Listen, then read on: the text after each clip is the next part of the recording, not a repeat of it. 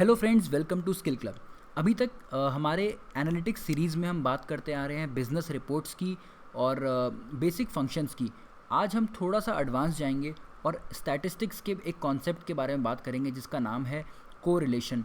Correlation scientific community में बहुत ही ज़्यादा पॉपुलर टर्म है और कभी भी कोई रिसर्च की आप बात करते हैं कि दो वेरिएबल्स के बीच में एसोसिएशन ढूंढना है तो कोरिलेशन कॉन्सेप्ट का यूज़ होता है।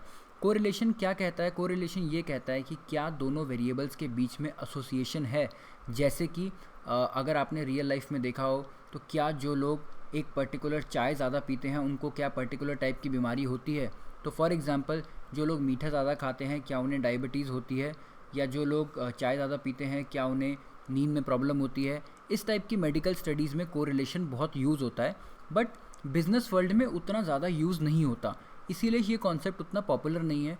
लेकिन एज अ फंडामेंटल कॉन्सेप्ट समझ में आने के लिए ये बहुत ज़रूरी है, क्योंकि ये बहुत प्रैक्टिकली यूज़फुल कॉन्सेप्ट है। कभी भी आज आप economics, inflation, medical science, health care किसी के बारे में भी पढ़ते हैं तो इतना आपको समझ में आना चाहिए कि कोरिलेशन होता कैसे है, होता क्या है, उसे निकालते कैसे हैं। अगर बेसिकली आपको कभी भी काम में भी इसकी ज़रूरत पड़े तो आप एक सिंपल फॉर्मूले के थ्रू उसको निकाल सकते हैं और उसको एक सिंपल डेफिनेशन के थ्रू यूज़ कर सकते हैं। इतना आज हम आपको इस वीडियो में सिखा देंगे। तो सबसे पहले पॉइंटर्स देखते हैं क्या क्या है। कोरिलेशन क्या है? एसोसिएशन एक्सप्लेन करता है बिटवीन वेरिएबल्स। हम एक स्कैटर प्लॉट बना के सबसे पहले देख सकते हैं उनमें डिपेंडेंसी क्या है वेरिएबल्स में, और मैथमेटिकली उनके बीच में कोफिशिएंट ऑफ कोरिलेशन निकाल सकते हैं। कोफिशिएंट ऑफ कोरिलेशन हमें डायरेक्शन के बारे में नहीं बताता, तो ये वो नहीं बताता कि ज़्यादा डायबिटीज़ खाने से, ज़्यादा शुगर खाने से डायबिटीज़ हुआ या डायबिटीज़ ज़्यादा होने से आदमी ने शुगर खाई। डायरेक्शन के बारे में आपको खुद अपना दिमाग लगाना पड़ता है। मैथमेटिकली डायरेक्शन कोरिलेशन से एक्सप्लेन नहीं होती। फॉर एग्जांपल अभी हम डेटा भी देखेंगे हाइट और वेट के बीच में रिलेशन का। अगर वो रिलेशन ज़्यादा होता है तो हमें सिर्फ ये पता चलेगा कि जिसकी हाइट ज़्यादा है उसका वेट भी ज़्यादा होता है, लेकिन कोई डायरेक्शनल रिलेशन नहीं है। ऐसा नहीं है कि आप हाइट बढ़ा देंगे तो किसी का वेट अपने आप बढ़ जाएगा। Last, correlation non linear association में काम नहीं करता। तो जहाँ एसोसिएशन लीनियर नहीं है, यू कर्व बन रहा है, जे कर्व बन रहा है, वहाँ पर आपका कोरिलेशन काम नहीं करेगा। फॉर एग्ज़ाम्पल अगर हम इकोनॉमिक डेटा की बात करें और हम बात करें कि लेट्स से इंटरेस्ट रेट्स और इकोनॉमी की, जीडीपी की ग्रोथ के आपस में कोई कर्व है कि एक लेवल तक वो ऑप्टिमली बढ़ता है उसके बाद डिक्लाइन करता है, तो ऐसे केस में कोरिलेशन एक्सप्लेन नहीं कर पाएगा, क्योंकि यू शेप्ड कर्व है, वो सिर्फ स्ट्रेट लाइन लीनियर इक्वेशन को ही एक्सप्लेन कर सकता है। तो इन्हीं कंस्ट्रेंट्स को ध्यान में रखते हुए स्टार्ट करते हैं। इस वीडियो के एंड तक आपको ये पांचों पॉइंटर्स बहुत अच्छे से समझ में आ जाएंगे। सबसे पहले एक डमी डेटा पे चलते हैं। ये डमी डेटा हमने लिया है, रैंडम डेटा बनाया है हाइट और वेट के बीच में। इस हाइट और वेट को एक्सप्लेन करने की कोशिश करते हैं थ्रू कोरिलेशन। तो एक मिनट के लिए मैं ये मान लेता हूँ कि ये मेरा एक्स वेरिएबल है जिससे मैं एक्सप्लेन करना चाहता हूँ, और ये मेरा वाई वेरिएबल है जिसको मैं एक्स के थ्रू एक्सप्लेन करूँगा। तो यानी मैं ये देखना चाहता हूँ कि क्या जब लोगों की हाइट बढ़ती है तो क्या उनका वेट बढ़ता है कि नहीं। सबसे पहले जैसा हमने देखा, हम एक स्कैटर प्लॉट बना लेंगे। क्योंकि ये रॉ डेटा है, डमी डेटा है, हमने इसको क्लीन करके क्रिएट किया है, तो हमें डेटा को ज़्यादा क्लीन करने की अभी ज़रूरत नहीं है। मैं सीधा इंसर्ट में गया और मैंने एक चार्ट ऐड किया। ये चार्ट लाइन चार्ट ऐड हुआ है, इसको मैं कन्वर्ट करूँगा स्कैटर में। कभी भी हमें कोरिलेशन ड्रॉ करना है, हमें एक स्कैटर चार्ट बनाना है, और स्कैटर चार्ट में एक सीरीज़ में जाके एक ट्रेंड लाइन ज़रूर ऐड करनी है। ट्रेंड लाइन का मैं कलर चेंज करके रेड कर देता हूँ और ओपेसिटी बढ़ा के पॉइंट साइज़ भी बढ़ा देता हूँ। सॉरी, अब आप देख सकते हैं ये मेरा डेटा है y वर्सेस x। एक्चुअली इसको मैं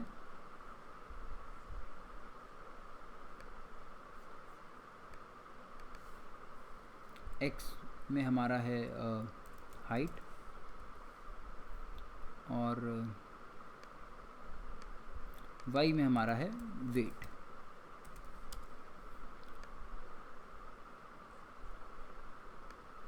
अब आप देख सकते हैं हाइट और वेट के बीच में ये रिलेशन है।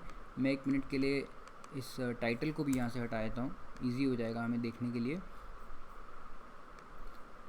तो क्लियरली दिख रहा है कि जब हाइट बढ़ रही है, यानी जब हम लेफ़्ट से राइट जा रहे हैं, तो टॉप टू बॉटम भी मूवमेंट हो रही है।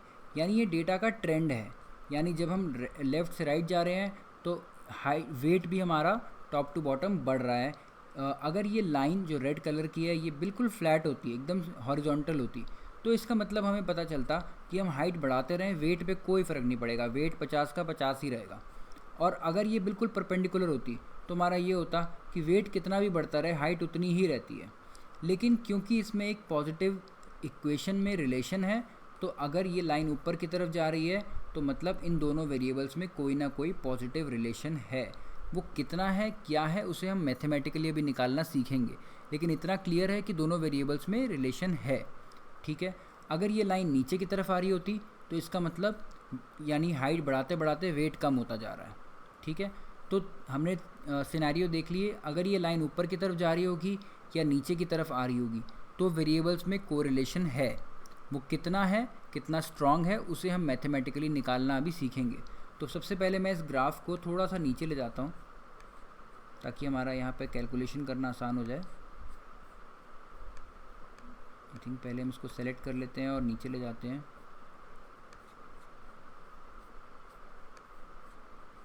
और हम इसे यहाँ ले आए। यहाँ हमने कोरिलेशन का एक फॉर्मूला भी नोट किया है, उस फॉर्मूले को हम अभी एक्सप्लेन करेंगे स्टेप बाय स्टेप। सबसे पहला स्टेप हमारा ये है, यहाँ हम लिख भी देते हैं step 1, calculate means for X and Y, यानी एक्स एंड वाई के, इसको मैं कैलकुलेट की स्पेलिंग को ठीक कर देते हैं, यानी एक्स एंड वाई की वैल्यूज़ के, यहाँ मैं जूम को थोड़ा बढ़ा देता हूँ, एक्स एंड वाई की वैल्यू के हमें मीन निकालने हैं। मीन कैसे निकालने हैं आपने देखा है, हमने सीखा हुआ है। मैं यहाँ पर एक रो इंसर्ट कर देता हूँ और एवरेज फंक्शन को यूज़ करके मैं इसका मीन निकाल देता हूँ। कंट्रोल शिफ्ट डाउन, मेरा सारा कॉलम सेलेक्ट हो गया और ये मेरा मीन की वैल्यू आ गई। इसी फॉर्मूले को मैं कॉपी करके दूसरे कॉलम में ले जाऊँगा, मेरे वेट की भी मीन की वैल्यू आ गई। अब मुझे इस कॉलम को मैं कर देता हूँ x माइनस एक्स मीन, यानी मुझे हर रो को इस मीन से माइनस करना है। आपको भी पता है अगर मैं सीधा ऐसे फॉर्मूला लिखूँगा नीचे कॉपी करूँगा तो एरर आ जाएगा। क्यों? क्योंकि फॉर्मूले में a1 फिक्स नहीं है। a1 जब फिक्स नहीं होगा तो वो a2 बन जाएगा, और इसलिए मैं इसको a1 लिख के फिक्स कर दूँगा डॉलर के साइन लगा के, और अब मैं इस फॉर्मूले को पूरे कॉलम में कॉपी कर दूँगा।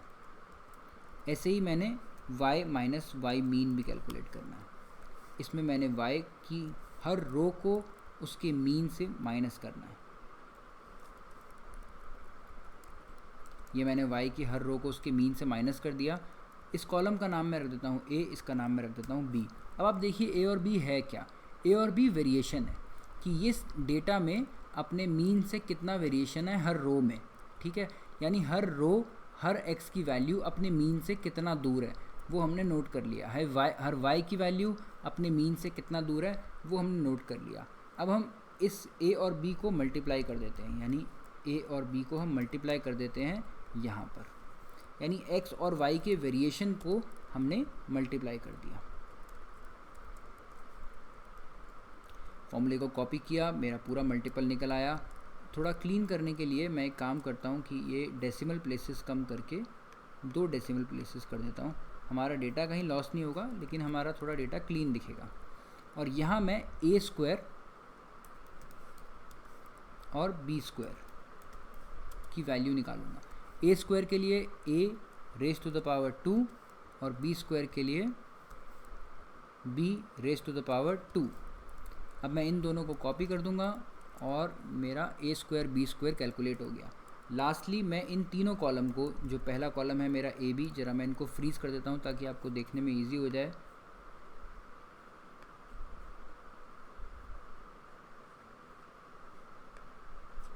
और यहाँ मैंने फ्रीज़ कर दिया, और फ्रीज़ करने के बाद मैं इनको सम कर दूँगा, यानी ए बी कॉलम को, ए स्क्वायर कॉलम को और बी स्क्वायर कॉलम को मैंने सम कर दिया। अब सम करने के बाद मुझे सिर्फ ये बेसिक फार्मूला लगाना है कि ए बी को मैंने डिवाइड करना है। किससे डिवाइड करना है? ये मैंने डिवाइड किया स्क्वायर रूट से ए स्क्वायर और बी स्क्वायर के सम को। ए स्क्वायर का सम है ये 71 और बी स्क्वायर का सम है 9866.8।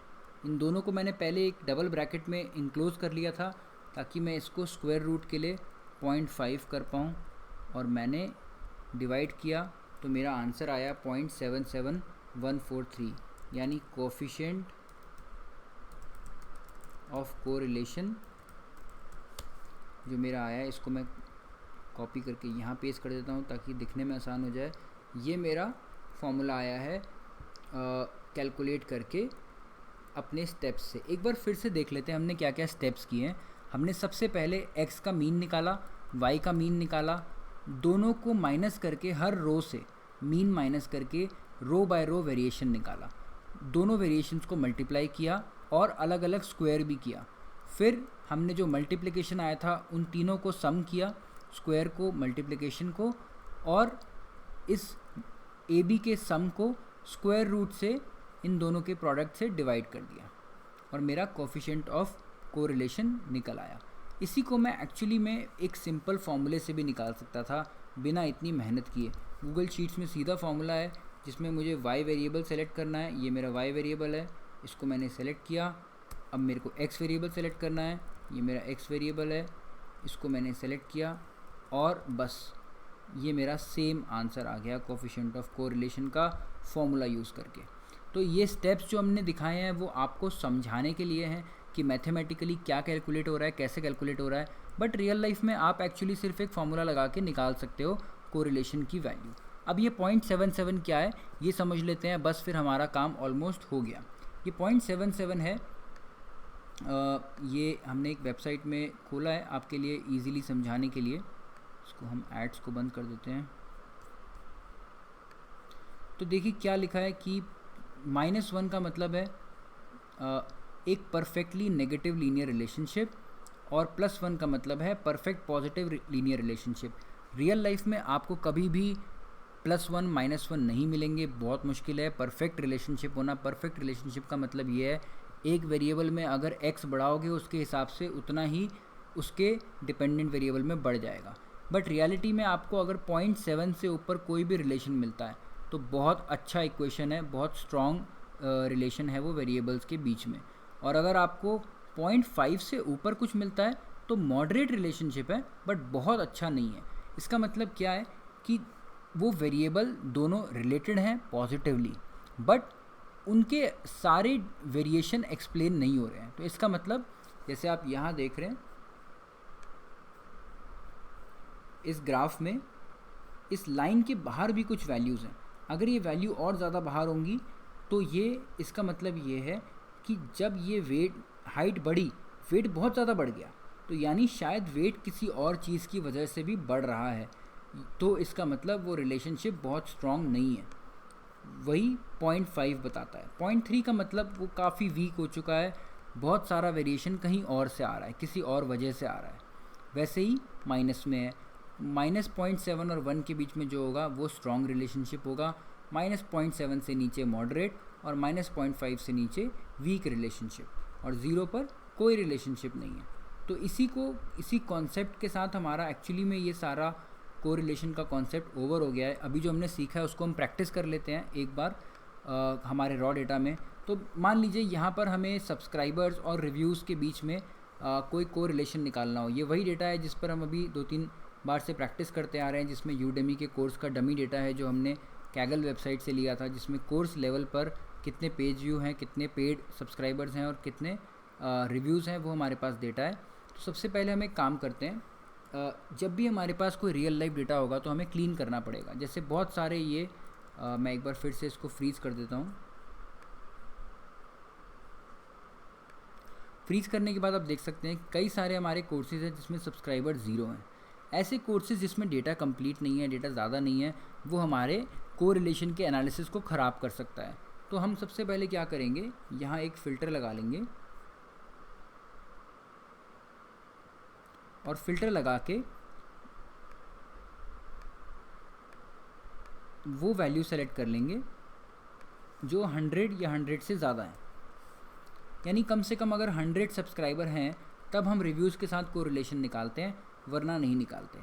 अब हमें सिर्फ इन दोनों कॉलम्स को सेलेक्ट करना है और मैं यहाँ पर एक फिर से चार्ट इंसर्ट करूँगा। इसको मैं क्लीनलीनेस के लिए K4 और H4 कर देता हूँ। और इसके बाद इस चार्ट को मैं कॉलम चार्ट की जगह, हमने क्या देखा था, स्कैटर चार्ट बना देता हूँ। और कस्टमाइज़ में जाके सीरीज़ में एक ट्रेंड लाइन ऐड कर देता हूँ, जिसको मैं रेड कलर का कर दूँगा और उसकी विड्थ और ओपेसिटी बढ़ा दूँगा। यहाँ पर मेरे पास ऑप्शन भी आ रहा है शो आर स्क्वायर का, तो मैं इसको भी ऐड कर देता हूँ और हमारा डेटा विजिबल है। तो आप देख सकते हैं कि यहाँ पर कोरिलेशन मुझे दिखाई दे रहा है बिटवीन रिव्यूज़ एंड हमारे नंबर ऑफ़ सब्सक्राइबर्स। और हमारा एक आर स्क्वायर भी कैलकुलेट किया है 0.418। अब ये आर स्क्वायर और आर में कुछ फ़र्क है। ये जो आर हमने कैलकुलेट किया था ये आर है और ये उसी आर का स्क्वायर है, यानी कोफिशिएंट ऑफ कोरिलेशन का स्क्वायर है। तो अगर मुझे आर कैलकुलेट करना है तो मैं सीधा 0.418 का स्क्वायर रूट कर दूंगा,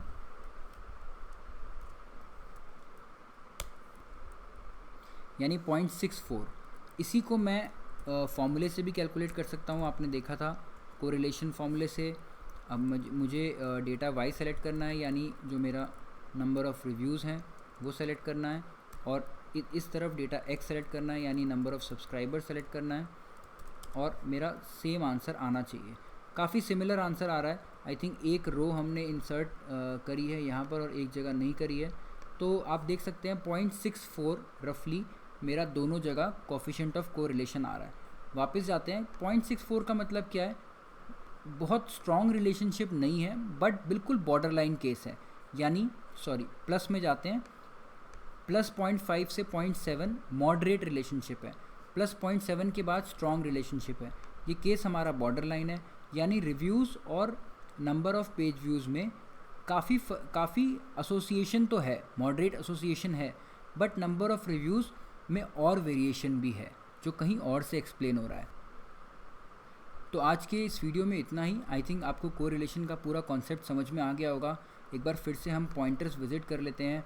आप वेरिएबल्स के बीच में एसोसिएशन निकाल सकते हैं, स्कैटर प्लॉट बिल्ड कर सकते हैं, कोफिशिएंट ऑफ कोरिलेशन निकाल सकते हैं।